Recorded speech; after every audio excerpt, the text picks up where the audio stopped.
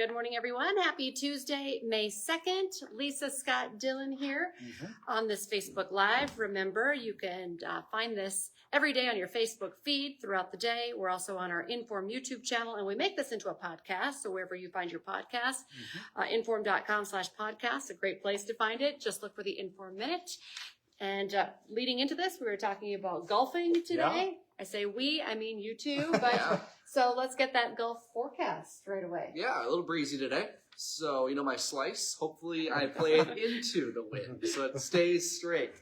We'll see how this goes. That'd be ideal. It's going to be fun. It'll be fun. I'm excited for it. But yeah, a little breezy today still. Not as windy as it has been, but still gusting up to 30 out in the north. So still breezy for sure. Otherwise, temperatures in the 60s.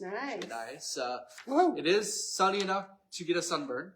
Yeah. So if you're outside for an extended period of time, just make sure you wear sunscreen.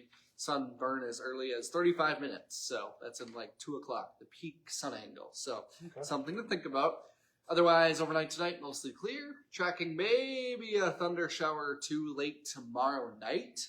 Otherwise, tomorrow, temperatures in the 70s, and the rest of the week, 60s, 70s, and a few showers we are tracking for the weekend. So possibility of showers, maybe a rumble of thunder over the weekend too. But no snow in the forecast. I think we're...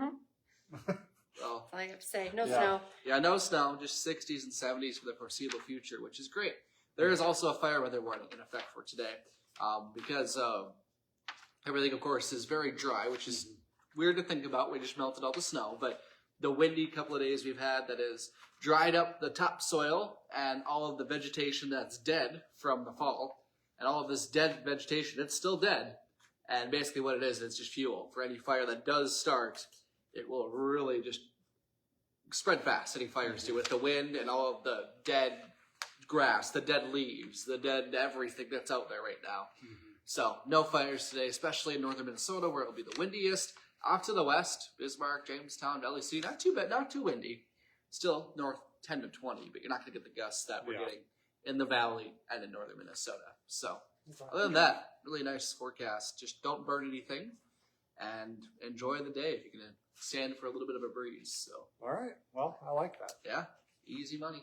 All right. Sounds good. Well, kind of following up on what Dylan was just saying, right now, most of the state of Minnesota is facing a high fire danger, and some counties up in the northern region, where he said it's even going to be the windiest, are at a very high risk, like Polk, Red Lake, and Beltrami counties. Those areas have very high fire danger. Also, most of Minnesota, in our viewing area, is still under that no open burn ban, which we've been telling people, reminding people, with live reports also from the news desk as well. A similar story in North Dakota. Most of the eastern half of the state is under a high or very high fire danger warning.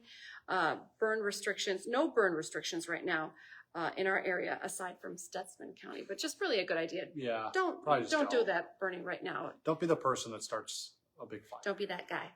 All right. When these fires do start, of course, they spread very quickly, and that's holding true in Marshall County, Minnesota, as the U.S. Fish and Wildlife Service continue fighting a fire at the Agassiz National Wildfire Refuge.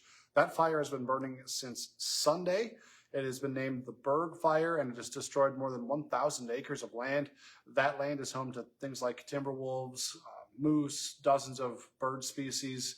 And while the fire is thankfully now contained, the area is expected to smolder and burn for the next few days. This is a big story we've been tracking for you for several months. And now today, a change of plea hearing is scheduled in a Fargo murder case.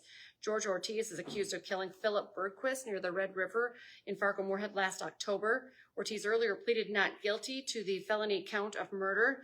The change of plea hearing, however, is scheduled for 2 this afternoon. We will have a crew covering this for you, so stick with the news leader as we will give you updates this afternoon. In a unanimous vote, the West Fargo City Commission has decided to place public comment periods in all of its meetings going forward.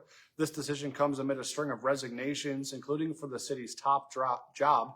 The commission says it hopes to create transparency with this move. They also took steps to find the next city administrator. The commission hired a firm for $26,000 to conduct that search. The target right now is to have the next city administrator in place by early fall. New this morning, the city of Grand Forks is receiving a big reimbursement of Fufeng expenses. The city attorney has confirmed that the money is back in the city's hands, and we're talking about $2.5 million was reimbursed. That's the full amount the city was demanding from MUFG Bank, the Japanese bank that backed a letter of credit for the deal. The reimbursement, of course, comes after the city ended a standstill agreement with the Fufeng group last month. Mm-hmm. All right, we have an update for you this morning about the ongoing teacher contract negotiations happening in Grand Forks. The school board is rejecting the latest counterproposal from the union representing the teachers. This was the 5th round of exchanges. The Grand Forks Education Association asked for a 10% salary increase across all experience levels in the first year and 12% more in the second year. The Education Association stressed that Grand Forks currently has the lowest starting salary of the state's 9 largest school districts. The board says it is not feasible to pay teachers that much given the district's budget. The next session of negotiations will be this Thursday, and the board says that they will have a counteroffer ready. We have another construction update for you. Phase 1 of the I-94 reconstruction project in West Fargo is set to begin today. It will impact Cheyenne Street to the Raymond interchange. Westbound I-94 lanes, including the West Fargo Main Avenue exit ramp, will be closed, so plan around that. Traffic will be head-to-head in those eastbound lanes as crews are working, so plan for some extra time. There's also going to be a width restriction of 11.5 feet in place during this closure. All right, this is kind of a fun story. A beer and wine garden is opening up inside the food court at the West Acres Mall in Fargo. It's going to be called Crafty Taps. It'll have 8 taps with craft beers from local favorites like Fargo Brewing, Drenker, Icewind.